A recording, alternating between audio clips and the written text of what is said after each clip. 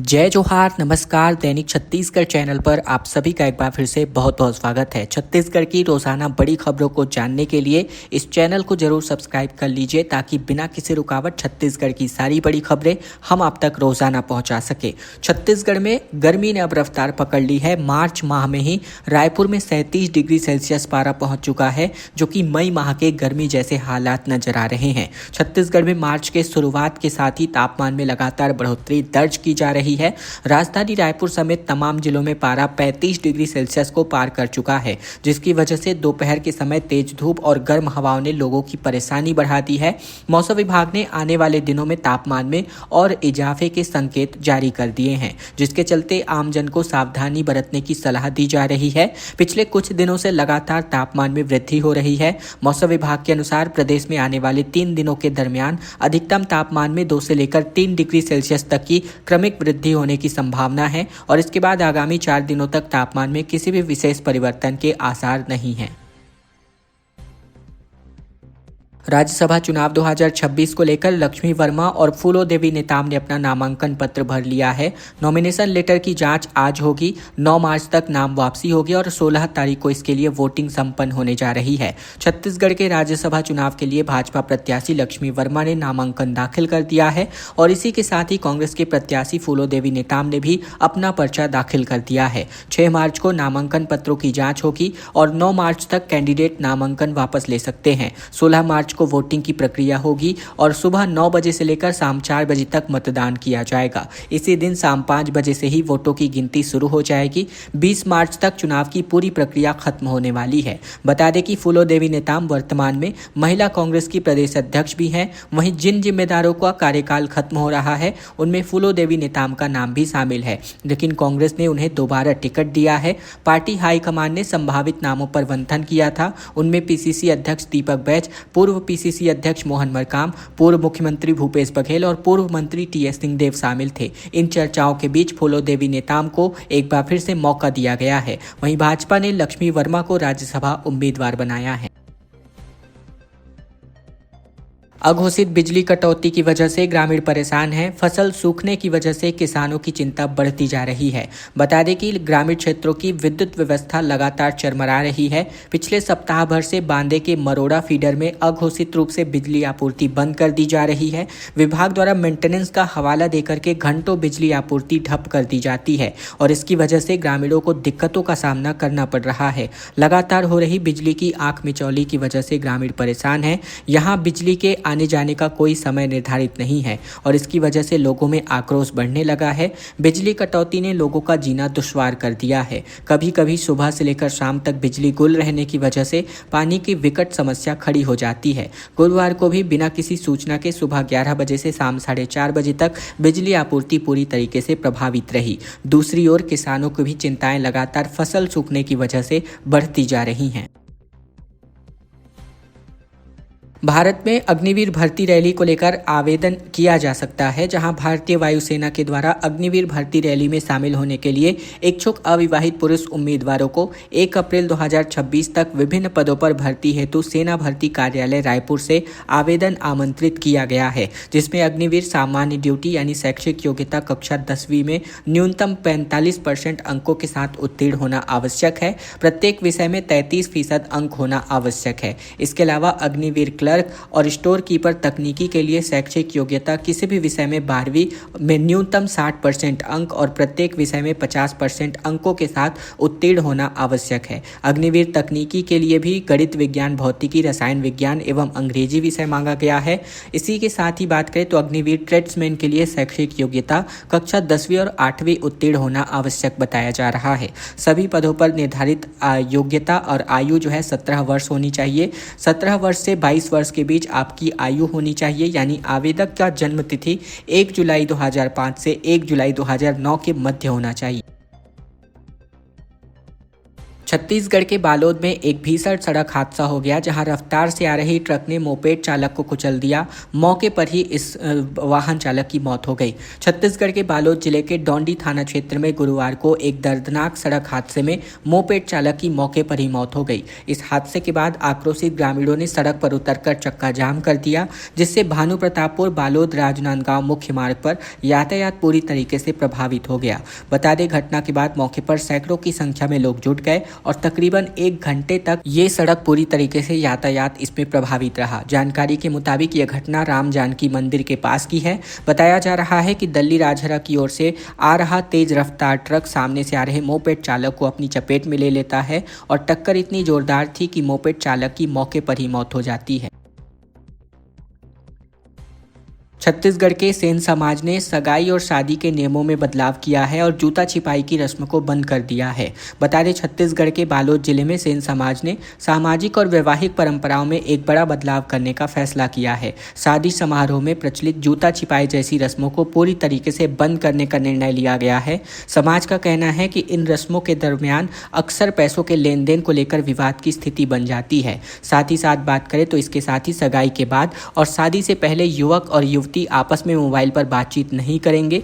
विशेष परिस्थिति में बातचीत केवल माता पिता की मौजूदगी में ही हो सकेगी। समाज का प्रदेश संगठन इकाई इस फैसले को पूरी तरीके से पूरे प्रदेश भर में लागू करवाने पर विचार कर रहा है। इसके अलावा समाज के प्रदेशाध्यक्ष पुनीत रामसेन ने बताया कि सगाई के बाद निजी बातचीत के दरमियान कई बार गलतफहमियां पैदा हो जाती हैं, जिससे शादी से पहले रिश्ते टूटने की नौबत आ जाती है और इन हालातों को रोकने और रिश्तों को मजबूत आधार देने के उद्देश्य से यह नियम लागू किया जा रहा है, जहां सेन समाज इस बात को लेकर पूरे प्रदेश में इसको लागू करने संबंधित फैसले लेता नजर आ रहा है।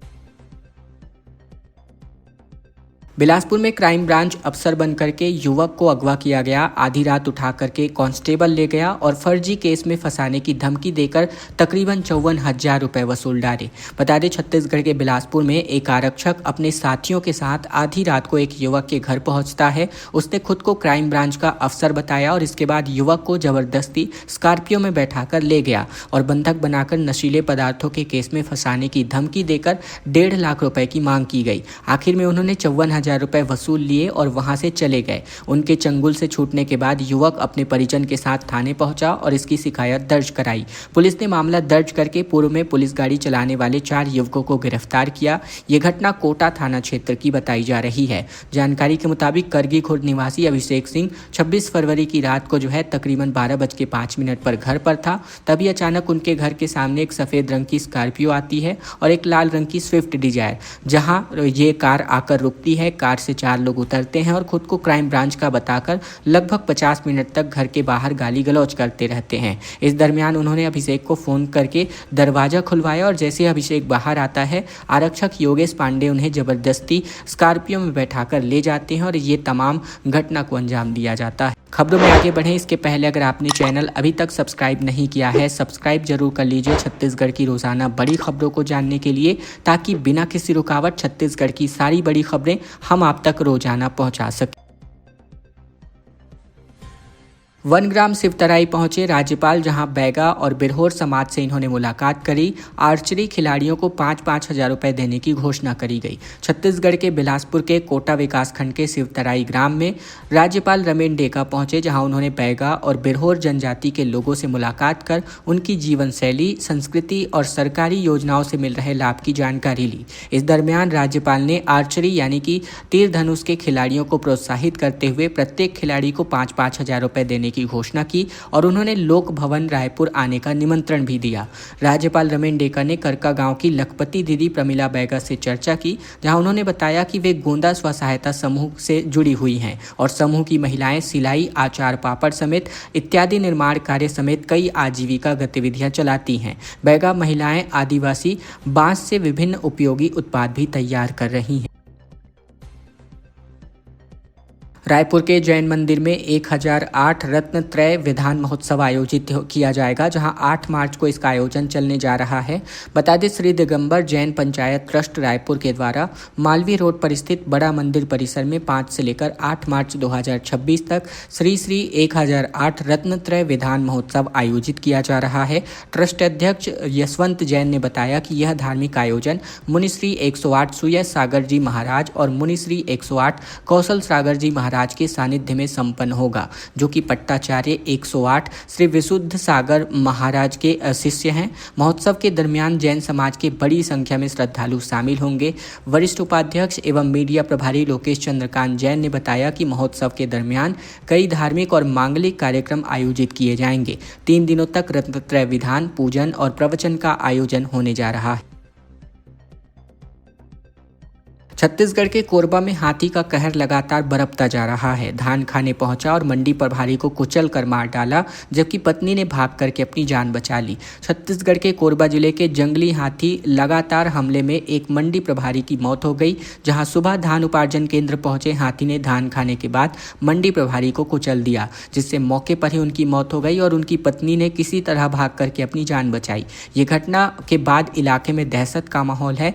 जानकारी के मुताबिक ये घटना कोरबा जिले के कोरकुमा धान उपार्जन केंद्र की बताई जा रही है, जहां मंडी प्रभारी राजेश कुमार अपनी पत्नी के साथ उपार्जन केंद्र में रहकर धान की देखरेख कर रहे थे। बताया जा रहा है कि बुधवार सुबह अचानक से एक जंगली हाथी उपार्जन केंद्र में घुस आया।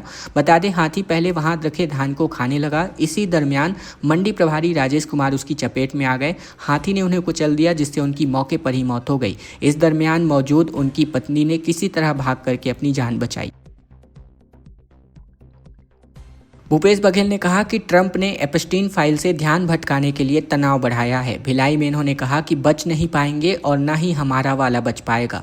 बता दें, छत्तीसगढ़ में पूर्व मुख्यमंत्री भूपेश बघेल ने भिलाई में आयोजित होली मिलन कार्यक्रम में वैश्विक राजनीति पर टिप्पणी करी, जहां उन्होंने कहा कि आज अगर दुनिया में सबसे ज़्यादा डरा हुआ कोई देश है तो वो है अमेरिका। उससे सबसे ज़्यादा चिंता डॉलर की है। इसी कारण वह दुनिया के ऑयल पर कब्जा करना चाहता है। जहाँ जहाँ तेल है वहाँ किसी न किसी तरह का दखल दे रहा है। दुनिया में अमेरिका जहां भी लड़ाई लड़ रहा है, चाहे वह वेनेजुएला हो या ईरान हो या भारत को धमकाने की बात हो, सब जगह डॉलर को बचाने के लिए ही किया जा रहा है। भूपेश बघेल ने कहा कि ईरान, इजराइल और अमेरिका के बीच चल रहे संघर्ष को लेकर कई तरह की चर्चाएं हो रही है। उन्होंने आरोप यह भी लगाया कि एप्स्टीन फाइल से ध्यान भटकाने के लिए ही विश्व में तनाव बढ़ाया जा रहा है। बघेल ने यह भी कहा कि कुछ लोग खुद को बचाने के लिए दुनिया में अशांति फैला रहे हैं। उन्होंने आगे टिप्पणी करते कहा कि डोनाल्ड ट्रंप भी इससे नहीं बच पाएंगे और प्रधानमंत्री की ओर इशारा करते हुए उन्होंने कहा कि हमारा वाला भी बिल्कुल नहीं बच पाए।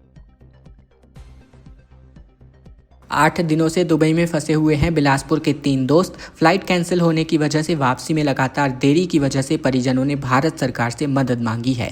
ईरान और इजराइल के बीच बढ़ते सैन्य तनाव का असर अब दुबई तक महसूस किया जा रहा है। इस बीच छत्तीसगढ़ के बिलासपुर के 3 युवक दुबई में फंसे हुए हैं। तीनों दोस्त घूमने के लिए दुबई गए हुए थे, लेकिन सुरक्षा की स्थिति साफ नहीं हो पाने के कारण उनकी वापसी में देरी हो रही है। जानकारी के मुताबिक युवकों का नाम शिवम मिश्रा, आकाश अग्रवाल और आयुष अग्रवाल है, जो कोटा के रहने वाले हैं। लगातार फ्लाइट रद्द होने की वजह से तीनों दुबई में फंसे हुए हैं। हालांकि तीनों युवक होटल में सुरक्षित हैं। वहीं परिजनों ने भारत सरकार से इसके लिए मदद मांगी है। तीनों युवक वीडियो कॉल के जरिए परिजनों से संपर्क बनाए हुए हैं। बताया गया है कि पहले उनकी टिकट 28 फरवरी की थी, लेकिन उड़ान कैंसिल कर दी गई। इसके बाद 3 मार्च को नई टिकट मिली, वह भी रद्द हो गई और अब उन्हें 5 मार्च की फ्लाइट का टिकट मिला था, वो भी कैंसिल हो गया। शिवम मिश्रा ने केंद्रीय राज्य मंत्री तोखन साहू से फोन पर बातचीत की, जिस पर उन्होंने मदद का आश्वासन दिया। इधर इस मामले में कलेक्टर संजय अग्रवाल का कहना है कि अब तक प्रशासनिक स्तर पर जानकारी नहीं मिल पाई है। खबरों का सिलसिला बस यही तक का था। अगर आपको यह वीडियो अच्छा लगा तो वीडियो को एक छोटा सा लाइक कर दीजिएगा। चैनल पर नए हैं तो चैनल जरूर से सब्सक्राइब कर लीजिएगा, ताकि बिना किसी रुकावट छत्तीसगढ़ की सारी बड़ी खबरें रोजाना हम आप तक पहुंचा सके। तो इस वीडियो को लाइक करने का छोटा सा काम आप लोगों को जरूर से कर लेना है।